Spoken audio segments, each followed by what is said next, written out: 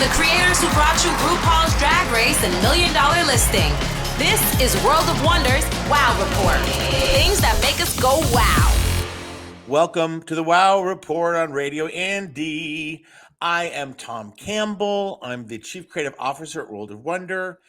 Here joined this week he's here every week. It's James St. James, and he's showing off his Party Monster T-shirt. If you're watching us on YouTube, available at DragCon.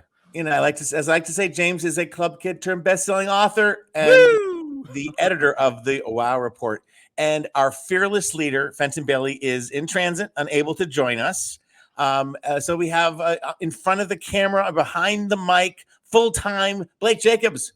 Our MVP, our producer, our everything. It's great to have you here, Blake. Love you. So, you know, just for those of you listening for the first time, James, our leader, Fenton, is gone. James is always cranky. Blake's new to this job, and I'm really tired because it's late at night here. I'm in a really weird. How dare you say I'm cranky? I've had enough of this crap. I won't put up with it.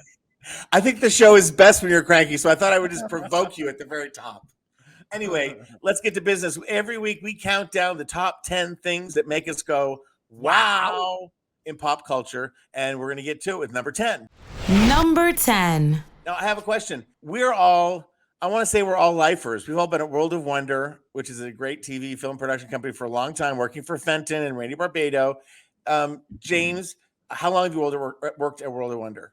Well, it's interesting. This is a whole topic here because I've been associated with World of Wonder for almost 30 years now with Party Monster and everything. I have worked consistently since 2008, but there was a 2-year period where I did your job and I got fired for it because I did your job very poorly. And they won't ever count that when they're saying, and you've been here for 14 years. I've actually been here for 16 years. James, it's counted here on this show, 16 years. Blake, how long have you been at World of Wonder? 15 years. 15 years. And I am in my 16th year. There you go. We're all and we have a reason. If good publicity is a reason to celebrate, we have a reason to celebrate because Fast Company makes a list of the most progressive, fabulous companies in the world in all different medias. And it almost feels like I'm being pranked, but we were the second media company. Listed number 2. You were number 2. Number 2. Number 1, just to give you context, was Warner Media. You know, HBO Max, CNN, things like that nature. And number 3, you know, licking our heels, the New York Times. Ever heard of them? Barely. No. There's an incredible article in Fast Company that I kind of wanted to read along with you guys, but I won't bore everybody. But it's just a great interview with Randy and Fenton, and just about how they started the company, how they always believed that niche was the new mainstream, which is true. I met Randy and Fenton in 92 when I was an executive at MTV, and Ann Blanchard, their agent, William Morris. This is a dull story, but when I worked at MTV, it was the first time anyone worked from the West Coast in programming. And I didn't know when I took the job that they didn't, like most of the company didn't want programming in 1992. And they didn't pay commissions to agents. So agents were like, I was dead to agents. These are things you should ask in your interview before you take the job. Anyway, Ann Blanchard was ahead of her time. She brought me all of her great up and coming, talent because she knew that one day they'd be huge. And I met Randy and Fenton. And I thought at the time that they were way too far left of MTV, that I love them as people and friends and became friends with them, but I could never hire them or work with them. Well, how the tables have changed. I work for them, and they're the number 2 media company according to Fast Company. Amazing. I mean, I remember them as club DJs on the 4th floor of Danceteria, and with their band the Fabulous Pop-Tarts, when we called them the poor man's Tears for Fear. Oh, I'm so glad Fenton's not here. I think I've said that to his face. So how far they have come, and God bless them for employing us and for employing so many people and for being at the forefront of so much of the change that has happened over the past 30 years. It's amazing. They're amazing, and it's amazing to be a part of. And a lot of the article, I mean, it focuses on everything, but it focuses on Drag Race and the phenomenon and the international, there's a Paris, there's all these different permutations, which is amazing. And so, but what's so amazing is that the success of Drag Race and the continued success of Drag Race means that they can also still do their niche things, and they can do their Mapplethorpe documentaries, and they can do their, Point and all that, So you don't get rich making documentaries, and they've made like 35 or 40. They're the best of all time. Yeah, absolutely. Party Monster. Woo! So congratulations to Randy Barbado and Fenton Bailey for being this. We're number 2 this year, Media Company and Fast Company. Next year, number 1. Okay. Let's move on to number 9. Number 9. I went to the movies and I saw The Batman, which is the best movie I think I've seen in 10 years. It is absolutely fantastic. Robert Pattinson is the best Batman ever. And I'm glad Fenton isn't here, because he would say Adam West and I would have to argue with him about it. He was overstimulated by Adam West. Yes, but it's 3 hours long, and it's dark, and it's gloomy, and it is cyberpunk, and it is but it's also very funny and very camp in a way that is like just kooky camp. Like I said, Robert Pattinson he's like sensuous. He is so hot, and he's so emo, and he's so damaged, and you think he's even more damaged than the villains that he is going after. And like I said, just your type, James. Just your type. No, he is. There's enough shirtless scenes to keep me happy. There's enough butt shots to keep me happy. I was right there the whole time.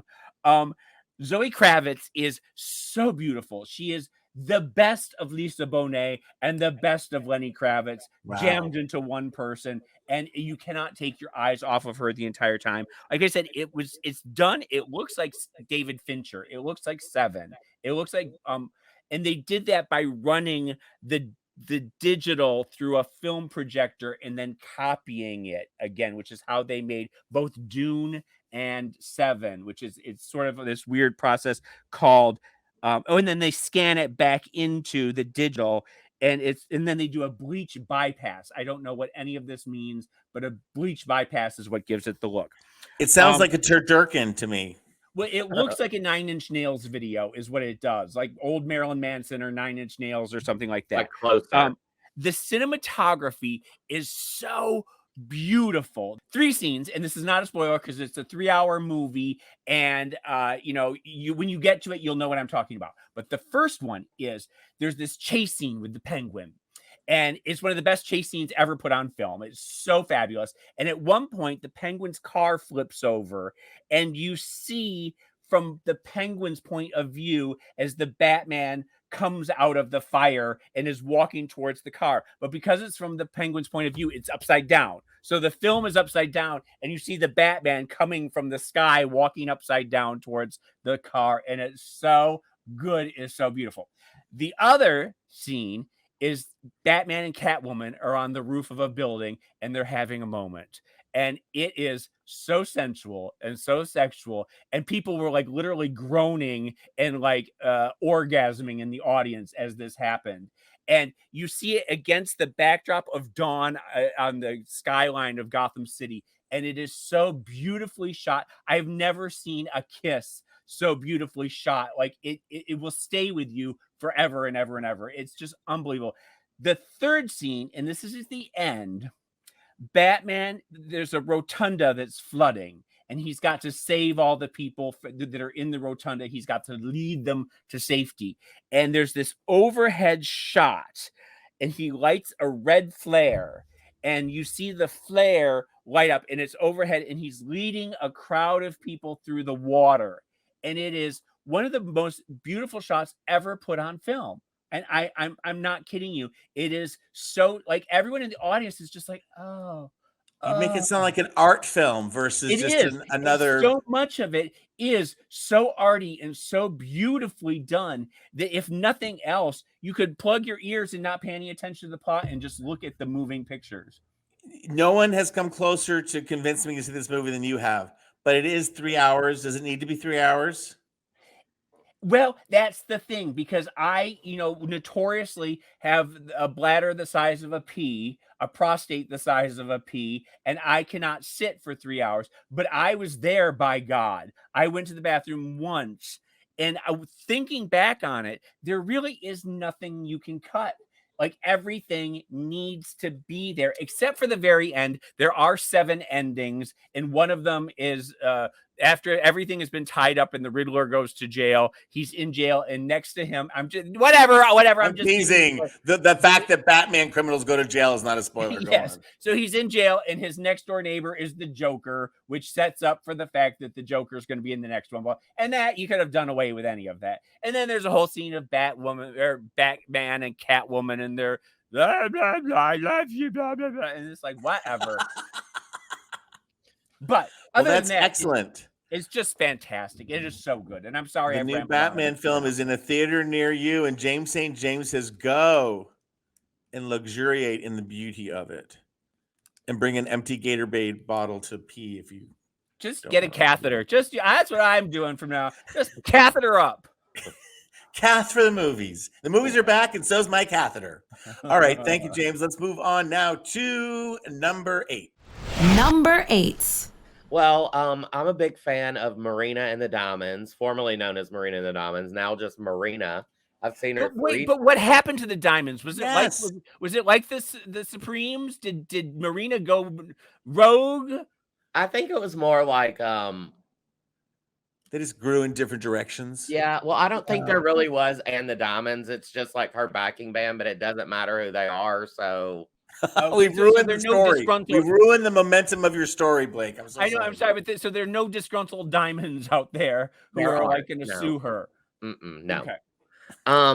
So I've seen Marina 3 times. I saw her at the Greek a couple of times, I believe, but this time she performed at the YouTube Theater, which I had no idea what it was, but it's part of SoFi Stadium, our new stadium. Where the Super Bowl was. In Inglewood, where the Super Bowl was. The stadium was amazing. Like, is it big? It's huge. You like walk up these steps and there's like a big courtyard and you can kind of see into the stadium. And then the YouTube Theater is over to the other side on the right. I had no idea. I know. Well, I think it's like pretty much brand new. Like a few people have performed there, but this was one of the first shows. And the theater itself was really nice as well. So you weren't in the Super Bowl area. This is not in the stadium. It's like a theater it's a smaller theater relative to the stadium. Is it comparable in size to the Greek, or has she expanded her fan base? It's comparable in size to like Nokia Live downtown. Yep. Gotcha. Okay. Yeah, it's like that. Question: since it's the YouTube Theater, did ads pop up every time at the beginning of a song? Did ads pop up? They didn't, but they had YouTube Theater logos everywhere. But guess who the opening was? The opening act. Who? Pussy Riot. First of all, I don't know if you were going to talk about this, but God bless the girl from Pussy Riot who has donated a lot of money to Ukraine and has been helping to remind people of the history of Pussy Riot. Well, they're, in case they don't know, a Russian band that has been arrested several times under Putin because of obscenity or whatever. And I'm not even sure if they have their own songs. Like most of the show, they were just dancing around like the club kids would to like a DJ set, which I loved because it was like Charlie XCX and like all these other like dirty, but it was really fun. And then they came out with Marina and did Marina's song Purge the Poison with her.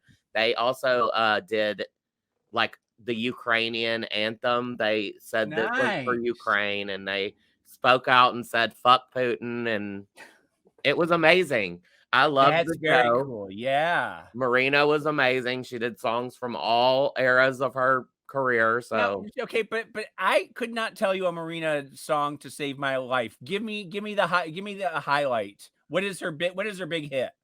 I think she's bigger in the UK than she is here. So I would say her big hit would be like How to Be a Heartbreaker or Bubblegum Bitch. Oh, Bubblegum Bitch, of course. Bubblegum Bitch. Prima Donna. when she sings Bubblegum Bitch, does everybody know the words and sing along? Oh, yeah. Okay, so she has hardcore devoted fans like you. Oh, yeah. Doesn't that freak you out that there's a gazillion artists and music and genres that you used to feel like you were on top of everything, and now you go to a stadium and it's like, oh my God, I need to like play some clips. Well, the fact that there are Marina heads out there, like Marina maniacs, and like that know every song and follow her around the country, I think. Not to mention the people that still say the Diamonds were better than her. You know what I'm saying? There's still those people. Well, my roommate Steven did say, he tweeted, I think we're like the oldest people here by decades. So. Well, good for you. Keep it young. But Marina is about our age. It's not like she's young, so whatever. She is a beauty too. Oh, the one thing that really sucked about this whole experience, parking. Do you know how much it was for us to park at SoFi Stadium? How much? $40. Wow. That was more than I paid for the damn ticket. Did they wash your car? No, you don't even get to park inside. Well, is there any other way to get there, really? Like, is there going to be a subway there? Not really. I looked up how to get home on my phone, using transit, and it was walk 15 minutes, take this bus, then walk. I was like, nah. Well, I remember for Super Bowl they were selling parking tickets, or they were selling parking spaces for $10,000 and things. Well, when we were shocked when the girl said 40, she was like, it's actually cheap during football games. It's the parking there is $180. Wow. But really, I mean, you could take a Lyft for probably 30 or 40 or something. Well, it's on the other side of LA too. It's down by LAX. So it's exactly. Ugh. So yeah, they get you coming. Adventures at the YouTube Theater. Thank you, Blake, very much. It's time to move on. We're gonna take a little break. When we come back, we're gonna continue our countdown. Blake, do you have a plug? Do you have trivia? I'm leaning on you this week. I do. I have a DragCon UK announcement. Yes. RuPaul's DragCon UK is officially returning January 6th, 7th, and 8th next year. 2023. Yep. It's going to be at Exiles London, the new home. And it'll be the biggest and fiercest year yet. First time it's 3 days in the UK. It was so much fun last time. And the one in LA is happening in May. It's just, I think everyone's so eager to get together and to be with each other. I think they're going to be really successful, fun events. So if you want to do LA, do it LA in May. If you want to do UK, it's in when? January 6th, 7th, and 8th. First year. And the tickets for UK go on sale on May 15th. You go to uk.rupaulsdragcon.com. Oh, you're a good plugger. Do you have a trivia question? I do have a little trivia question. What is significant about this weekend? It's a couple of things. All right. The answer to that question more as we return after these messages. This is the Wow Report on Radio Andy. You're listening to World of Wonders Wow Report. Things that make us go wow. Welcome back to the Wow Report here on Radio Andy. I'm Tom Campbell here with James St. James and Blake Jacobs. Fenton's away for the week, but will be returning to us shortly. Right before the break, Blake, who comes up with the best trivia, I don't know how he does it. He asked us a question. That question was, what is significant about this weekend? It's a couple of things. Well, I know that we're turning the clocks back. That's one. Yeah. Actually, we're springing forward. Don't fuck people up. Oh God. Oh my God. Spring forward. And then is it the solstice? No. James?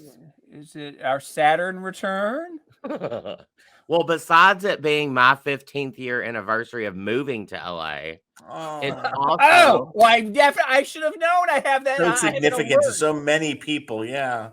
It is also the 2-year anniversary of everything going into lockdown. Oh, that's a good one. Yeah. I remember it like it was yesterday. Oh my goodness. Right. I remember it was March 13th, Friday the 13th, that our offices have not been the same since. Yeah. I was in the UK then, and I'm in the UK now. Some things don't change. Well, let's continue with our countdown, shall we? coming in. Well, hold on one second. Because oh. 2 years ago this weekend, right before this weekend, I was yelling at everyone saying, "It's a coming, the COVID's coming," and nobody believed me. And this week, right now, I'm saying Omicron BA2 is coming. Omicron BA2 is coming. You shouldn't lift your mask mandates. You shouldn't lift your vaccine mandates. And nobody believed me then, and nobody believes me now. So 2 years from now, I will have the last laugh. Yeah, you're always right, Nostra dumbass. Also known as Mr. Sunshine. Thanks, James. Now, with your permission, we'll move on to number 7. I got something else. Number 7. Just keeping track of award season and things. We have a little skin in the game for Jessica Chastain as Best Actress for the Oscars. She played Tammy Faye. Not only did we love her performance, truly, madly, deeply, think it's really brave and amazing of her, and her body of amazing work. It's the most amazing so far. And of course, Randy and Fenton did do the documentary, The Eyes of Tammy Faye, which turned into the movie, and it's based on that and their executive producers. And we really are about just pampering ourselves and self-promoting, things like that, making some content now and then. Over the last weekend, Taylor Page and another lauded movie, Zola, won at the Independent Spirit Awards. So that kind of, Jessica won the SAG Awards, and now Taylor has won the Indies. So it's up for grabs. By the way, I wouldn't be angry if Taylor Page won an Oscar either. She's an amazing, is she even nominated? I don't know. I don't think she's nominated. I don't think she's nominated. So even better that she got it. Zola is by Janixa Nixon, who's an incredible director who may be making a cameo. Emilio Zola. Who is it? What is it about? Oh, Zola. We've talked about it. It's got Elvis's granddaughter in it. Oh yeah, Riley Keough. And Taylor Page, and it's kind of like what was that? Based on the series of tweets by Zola. Oh, and T.S. Madison has a really nice juicy appearance. Okay. And I haven't watched it yet. I'm so embarrassed. We had Janixa Nixon, the director, on spoiler alert, she's coming up on Drag Race this season as a judge. But I tried to watch it here from the UK, and I can't make anything work. So this is one where not being in the theater makes it hard. I have a login for you, and it has Zola on it. I'll pass it along. Ooh, I think we're just had a little illegal exchange of information there right here on the line. Thank you very much. I just want to point out, and that this. But in the original documentary and portrayed on the film is a gentleman by the name of Steve Peters, who Tammy Faye herself had on PTL on this Christian, right? And he was a man who was suffering with AIDS in the 80s. And it's one of the most poignant parts of the documentary. It's one of the most poignant parts of the movie. And Jessica brought the man. He lived. He survived AIDS. Steve Peters, he's still with us. And she brought him to the Oscar luncheon. And I think that's just fantastic. And I realized because he was at the screening of in LA that I got to go to. We were outside, and there was a moment where he in the house of Avalon and us were all like talking. It was just like, oh my God, the future, the past, all together. Here we are in a parking lot, having survived. And I remember, and this is such a sad memory. I don't know. I have to talk about it, but it's just I remember I met a friend of mine I've known forever, Dave Snyder, when I was at HBO in like 1990, and he wanted me to see a stage show like on Vermont at I can't remember what the little tiny theater, and it was called AIDS Us 2, and it sounds so corny and you want to make fun of it, but it was people. Allison Ingram was in it, and I realized Steve Peters, the same man, was in it, and it was monologues about AIDS and their lives and being really honest about it. And Allison Ingram had lost one of the cast members of Little House, which went early to AIDS. So she talked about losing him and people, their anger. And at one point in the thing, and I don't know, I'm usually not such a drama queen, but around AIDS, for some reason, I have so much built-in anxiety and PTS, is like at the end of the show, they said, everybody in the theater, tiny theater, everyone in the audience, name off people you've lost from AIDS. And there would be like this 5-minute chant of people just naming off names. And it was just like the most powerful thing, a theater experience. And anyway, so I realized I knew Steve from that. So I had that sense memory and tear up. So I had to share it with you guys. And, Jessica Chastain, I'm so glad she brought him to the luncheon. I'm glad his story continues. I'm glad he survived. I'm just, just is with horrible things are happening in this world, just the kindness and the survival and the tenacity of the human spirit. I look for it everywhere I can. So there you have it. Corny. I'm very excited. I hope I think that Jessica has some momentum going behind her, going into the Academy Awards. I would be happy with her or Olivia Colman. I can either one. I'm excited about. The only one that I really want to win, the only one that I'm really excited about, I really need Cody Smith-McPhee to win for Power of the Dog. And other than that, I'm looking forward to this year's Oscars. And I always say, and listen, I love talking about this and who got robbed and all that kind of stuff. No one is the best actress. You know what I'm saying? It's like such a subjective thing that these awards are so just, they help us talk. We love them and we love to pit people against each other and talk, but they're all incredibly talented people, obviously. Yeah. So blah, blah, blah. All right. I've said enough. Let's move on directly to James St. James and number 6. Number 6.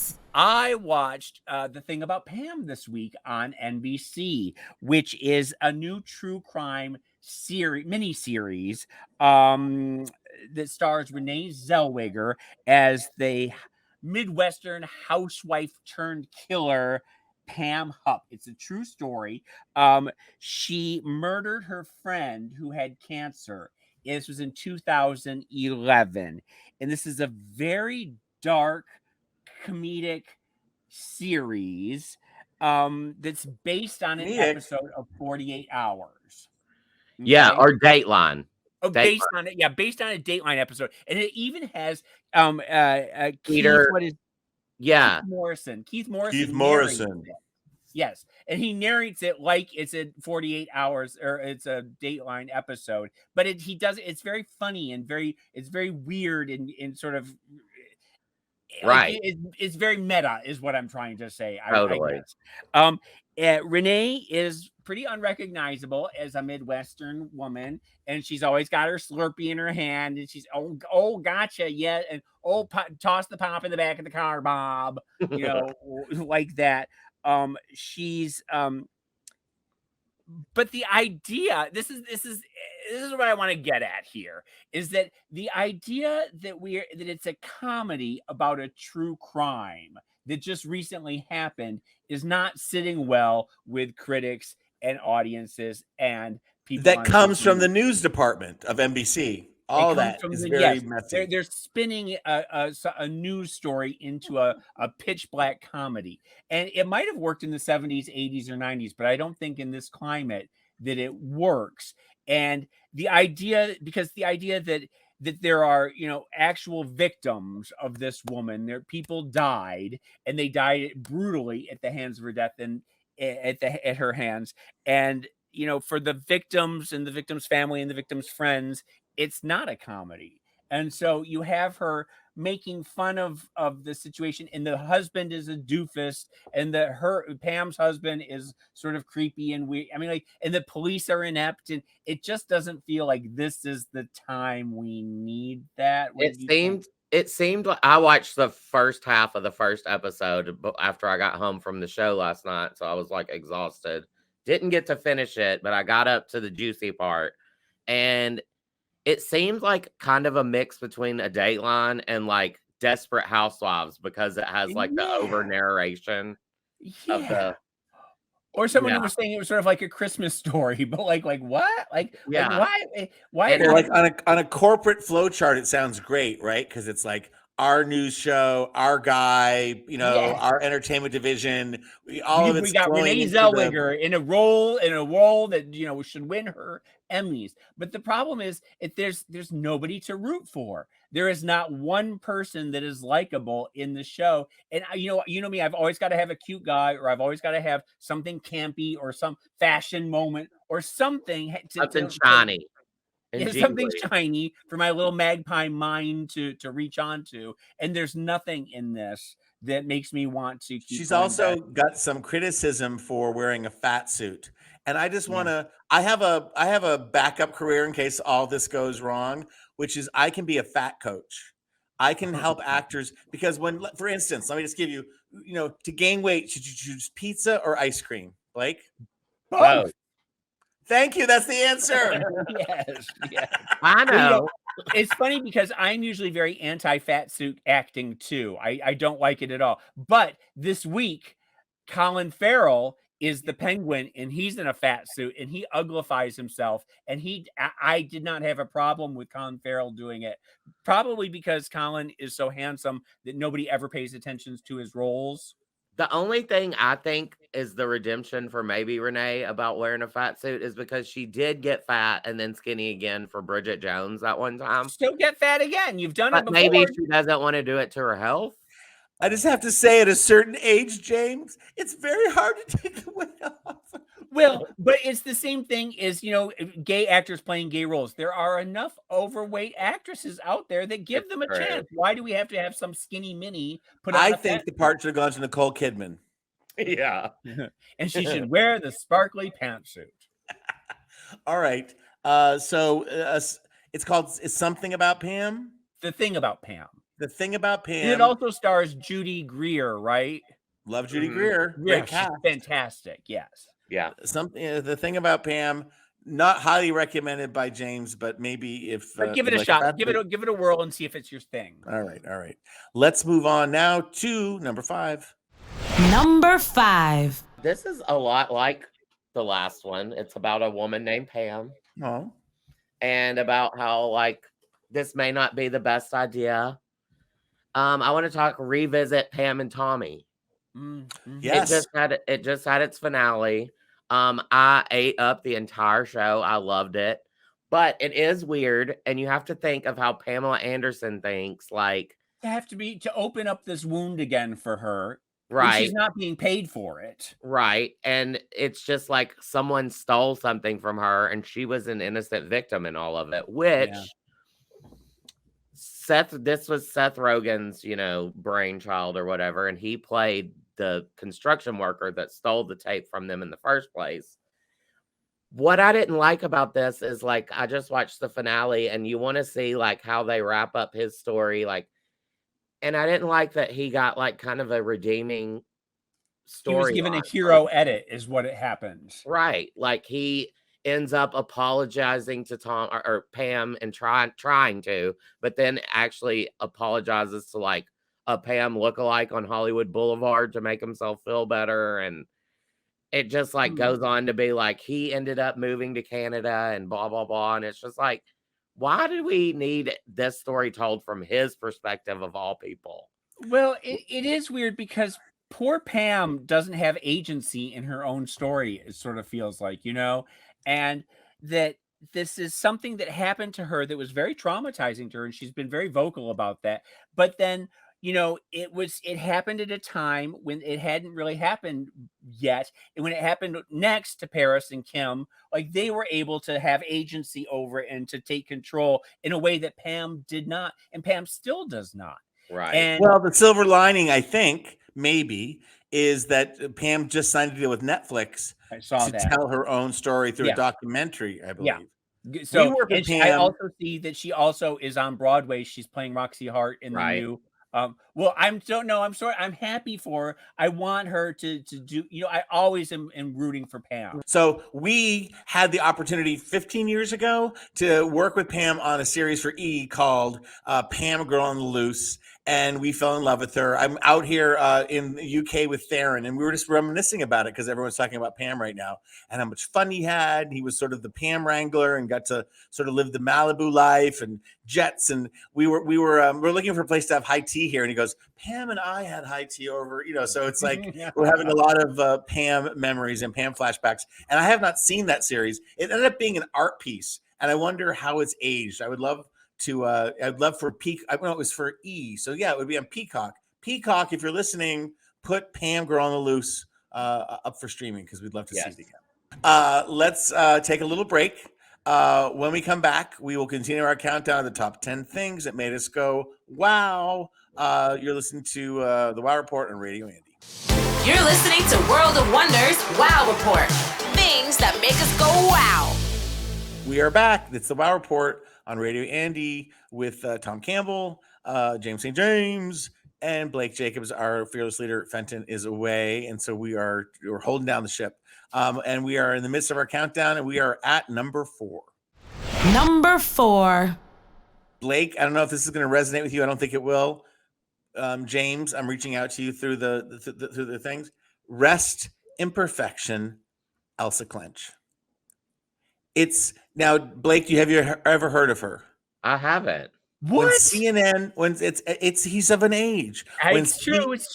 But she is an icon beyond icon to a generation of young fashionistas and old aging fashionistas, I guess. Yes.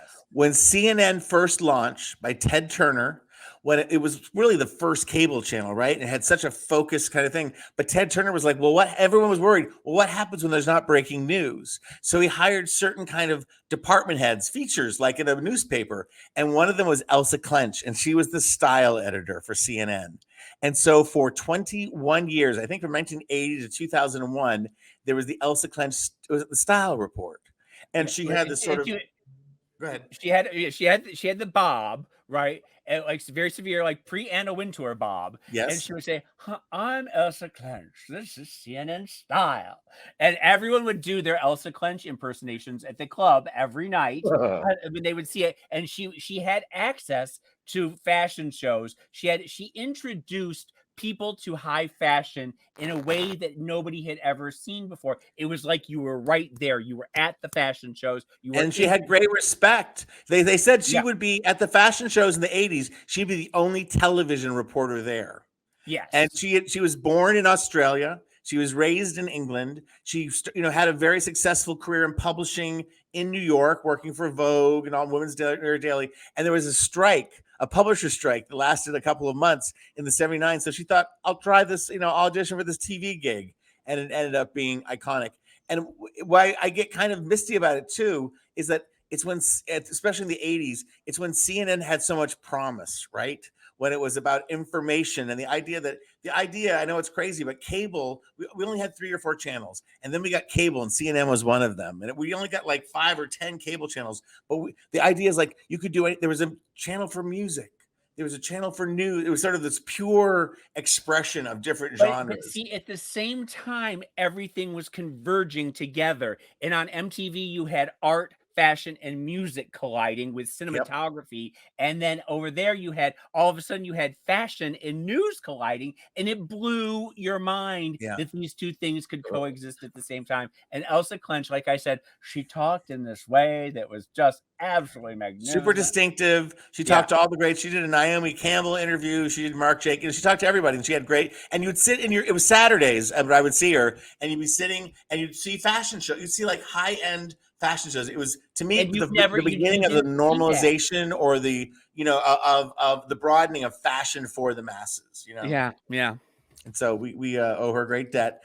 Rest in perfection, Elsa Klensch. All right, let's move on now to number 3. Number 3. I watched the 24 Faces of Billy Milligan on Netflix, which is part of their Monster Inside series of insane criminals. And Billy Milligan, Tom, I don't know if you remember this. It was a big deal. It was a very big deal.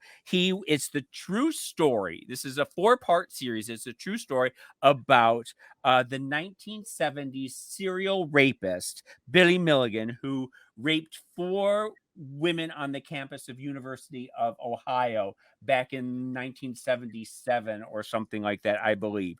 And after he was captured, it was a huge manhunt for him, and there were posters up everywhere. Have you seen this man? Blah blah blah. And after he was captured, his defense team realized there was something bizarre in talking to him. And they brought in psychologists and prison psychologists and this and that. And they soon realized that he had DID, dissociative identity disorder, what was then known as multiple personality disorder. And this was around the time of Sybil. So it was a hot button issue. And the idea that there was a killer, or that there was a criminal out there with multiple personalities, was national news. And you see all this footage of, Walter Cronkite, or, all the news people talking about Billy Milligan. Well, he had in the beginning, they think that he has 10 personalities. And one of them is this elderly British man. And one of them is this Hungarian woman who speaks Serbo-Croatian. And his mother's like, I don't know where Billy's still. Billy never met any Hungarians. And so, and then one is writing Arabic, and they take it to an Arabic expert, and they're like, yes, this is real. And it's very weird. And over the course of these episodes, you wonder, you know, that you have the prosecution and you have his detractors and the victim's family who are all saying it's a con. He doesn't have multiple personalities. Well, they bring in the author of Sybil, who is an expert, and she is the therapist who worked with the actual Sybil. And that would be Joanne Woodward's part in Sybil. Go on. Mm-hmm. No, that would be Sally Fields. Joanne Woodward was Three Faces of Eve, darling. No, but Joanne Woodward played the psychologist in Sybil. That's right. Oh my God! And here I am trying to shame you, and you are absolutely correct. Oh my God. That felt good. Anyway, go on. There's also all this footage where you see Billy on camera, and you see him turning from one to the other, and his eyes roll back into his head, and he sort of shakes a little bit, and then all of a sudden he's an older woman, and then he does it, and then he's like this sort of zombie-like guy, and then he just goes back and forth, and it's very creepy to watch. You get goosebumps because you feel that there's something bizarre happening there. And the two things that I have to mention just very quickly is that whenever I watch one of these shows, I become convinced that I have whatever it is that's going on. I convinced that I'm multiple personality, that James St. James and Jimmy Clark are completely separate, and I need to have some sort of therapist fuse the two people together because Jimmy Clark's trauma is overwhelming James St. James's life. And so I'm like, I become like very involved in these things. The other thing is that Billy Milligan looks exactly like my brother, like my older brother. And it's really creepy. They have the same exact eyes. That crazy. My brother had a very crazy look in his eyes, and it's very. But then everyone in the 70s sort of looked alike, anyways, because they all had the same handlebar mustache and that awful hair and the bad skincare routine. So it's not that far of a stretch to say that Billy Milligan and my brother. So not to be a dummy, it's a documentary series or documentary special? It's a true crime documentary series on Netflix that's called Monsters Inside. And then they do different things. And this is the 24 Faces of Billy Milligan. Go, James, Billy! James, I don't want to freak you out. And I don't want to say you have dissociated identity disorder. But you know that you're on this show alone today, right? Right? You know, Blake and Tom don't exist. Who knew that I had a Tom Campbell personality? When you're not around, James, we're not around. We're here just for you. All right. That was so good. I want to move on to number 2. Number two is me again. I'm sorry. I've got a lot on my mind this week. I've got a lot on my plate. We love it, James. We love it. You know, I have some moral and ethical dilemmas that I want to present to you. I want you to help me with these things that are keeping me awake at night. You brought them to the right people at the right time in the right place, James. Continue. Well, unfortunately, I was hoping to get Fenton here because, Tom, you and Fenton are at opposite ends of the moral spectrum. I hate to think what end I'm at. Oh, no. You, my dear, have a very strict sense of ethics, but you aren't judgmental, which is very strange. You are moral, but not judgmental, which speaks very highly to your character. I will say that about you. Fenton, on the other hand, is a very perky anarchist who has a very laissez-faire attitude when it comes to morals. So, Blake, you have to be Fenton in this case because it's great to see James. Everyone listening, you're listening to James's last report here at the Riot Report. So it's a historic moment. Continue. But now the first one is about COVID. And the thing is, now a couple months ago, I talked to you about on General Hospital, there were 2 right-wing actors, Ingo Rademacher and Steve Burton, who were let go from the show because they refused to get vaccinated.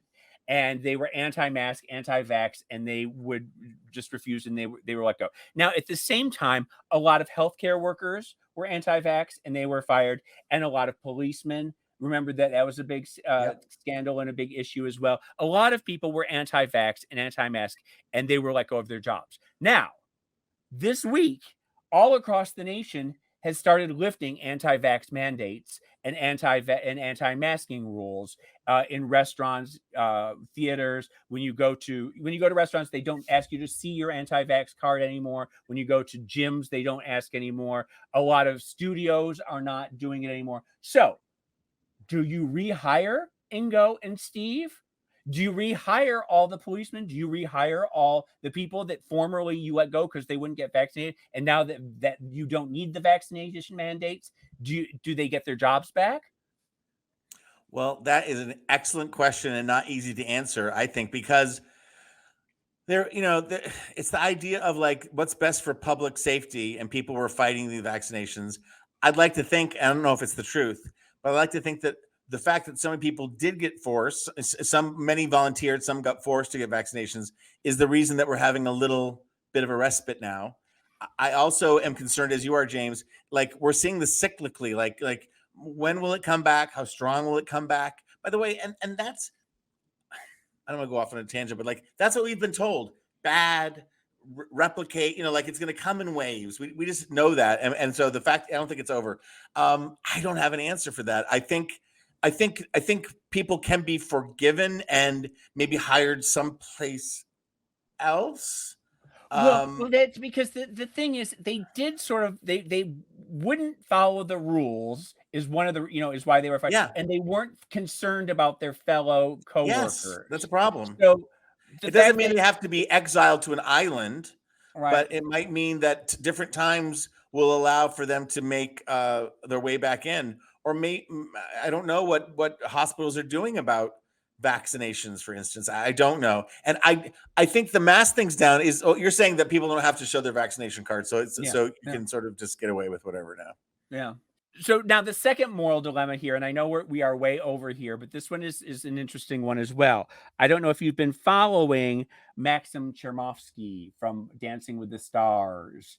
He is the gentleman. He's a star of Dancing with the Stars. He was in the Ukraine. He's Ukrainian born, and now he has a dual citizenship, and he's married, and he has a child here, and he's on Dancing with the Stars here. So he was in the Ukraine filming a reality series when the war broke out, and he left immediately. His producer said, "We got you out. Get on the train. Go." Blah blah blah. The day that it happens, and he gets on the train, and he is the only man on the train of 1,000 women and children.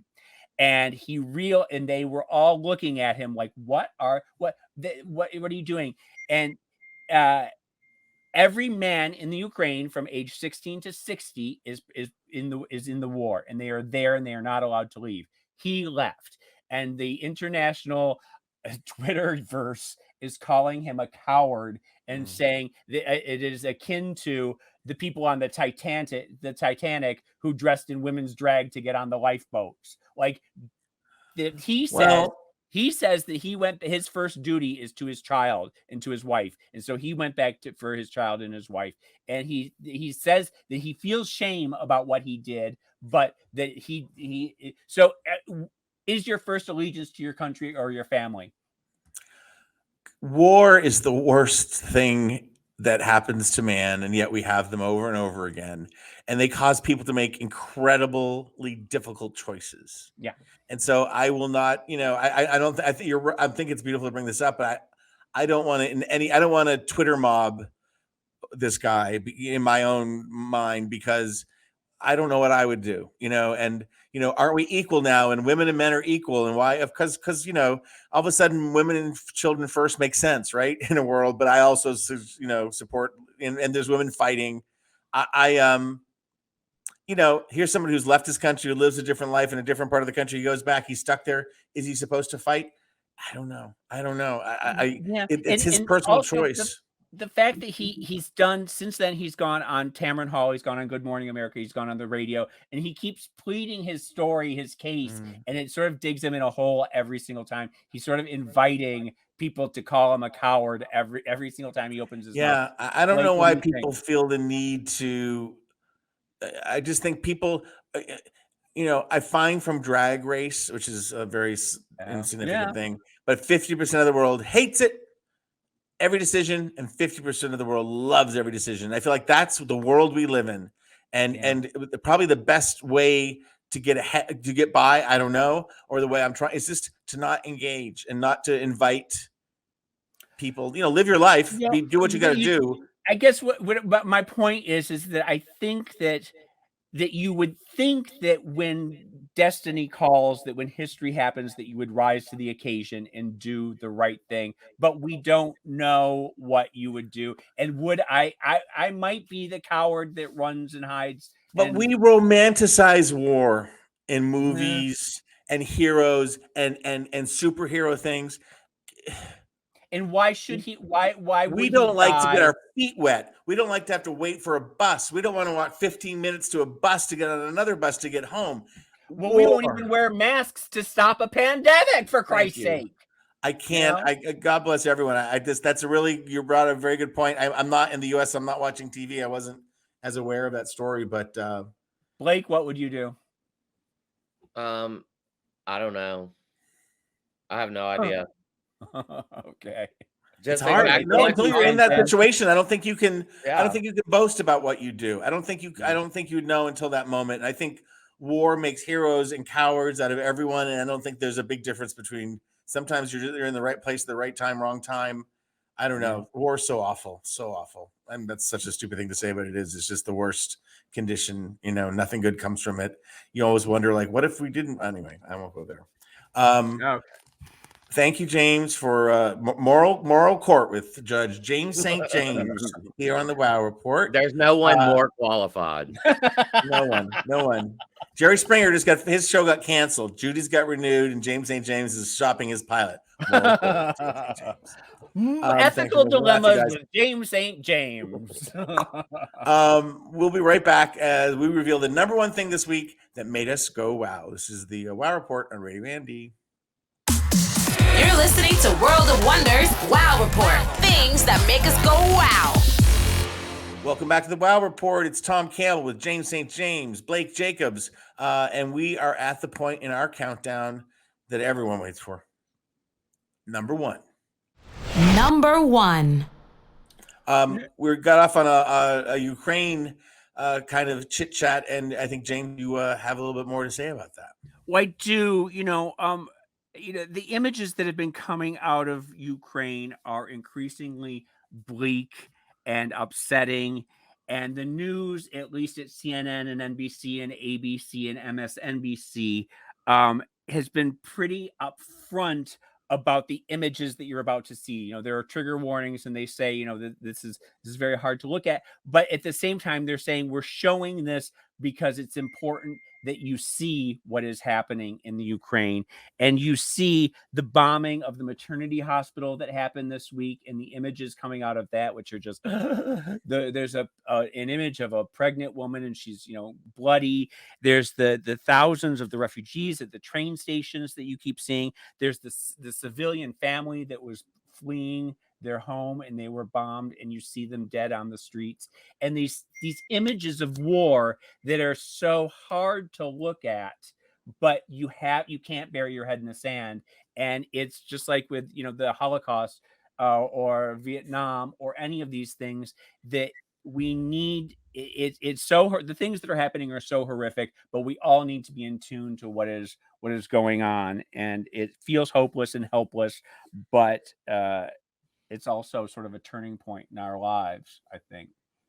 Yeah. I mean, what was it during Vietnam? They used to have the death count every night on the news, and they say that's, that, and you'd see the coffins coming off the planes, and nobody had ever seen anything like that before. Yeah. Right. And that's part of what stopped. And then there was some study done in the government during like the Gulf War or whatever, where it's like, how many people, can die before people, it was like one of those polls, like how many people can die before people care. And then we stopped seeing those coffins in future wars. And the wars are now like drone strikes in the middle of the night. And they're in countries that we as Americans generally are kind of disassociated from. And so it's people we don't know. quote unquote, people that aren't like us, quote unquote. And but think about Ukraine, it's you know, it's hard. You know, there's war and poverty and stuff happening all over the earth as we speak, and I'm not informed enough to talk about it. But Ukraine is just such a dire situation, and seeing it, I think, helps people understand the price of war, what a horrible thing, and what can we do to stop it. It's such a. I wish there was an easy solution. God darn it. Yeah. Can we just end with the message? Fuck Putin. Just fuck Putin. Fuck Putin, man. Well, we'll see. All right, thoughts and prayers to the Ukrainian people. And thank you for joining us. Fenton will be back next week to join us. James, Blake, I adore you both.